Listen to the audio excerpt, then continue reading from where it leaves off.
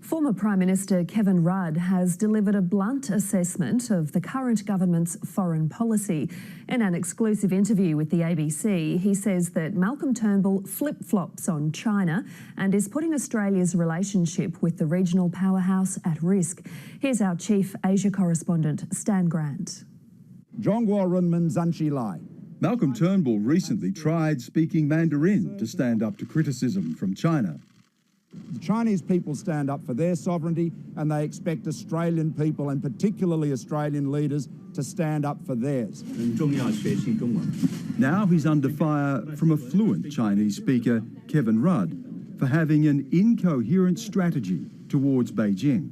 He's been all over the place, absolutely all over the place. It's Mr Rudd's latest salvo in a feud with Mr Turnbull since the Prime Minister refused to back Mr Rudd to become head of the United Nations. Now Mr Rudd has chosen China as his battleground at a time when Beijing's growing power, he says, could spark conflict. Number one, the US-China relationship is in a deeply fragile state. Secondly, within that, what I see is an Australian government which has blown hot and cold, has blown confrontationist to accommodationist. I do think there is an element of anger in Rudd's comments towards Malcolm Turnbull. Mr Rudd's attack on Mr Turnbull is rooted in the past.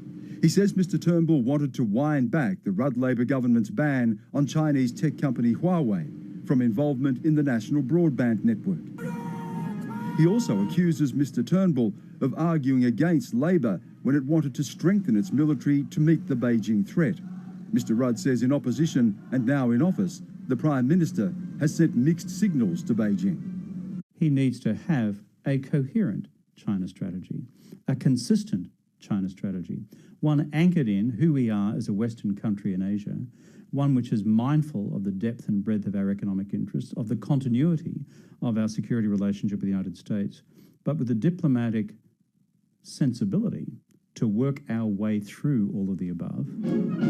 But Mr Rudd's claims defy recent history. It has been Mr Turnbull on the receiving end of China's tongue-lashing over claims of Chinese interference in Australian politics and the government's challenge to China's assertiveness in the South China Sea. The head of the Australian Strategic Policy Institute, Peter Jennings, says Mr Rudd and Mr Turnbull share blame when it comes to managing the relationship with China. Kevin Rudd wasn't that successful, and I think all Prime Ministers have really struggled with it since. His personal animosity to Mr Turnbull aside, Mr Rudd's criticism reminds us just how potentially fraught the relationship with China could be at a time, he says, when Beijing is challenging the global order and we don't know what the future holds. Stan Grant, ABC News. And you can see the full interview with Kevin Rudd on Stan Grant's Matter of Fact program at 8 p.m. tomorrow night on the ABC News channel.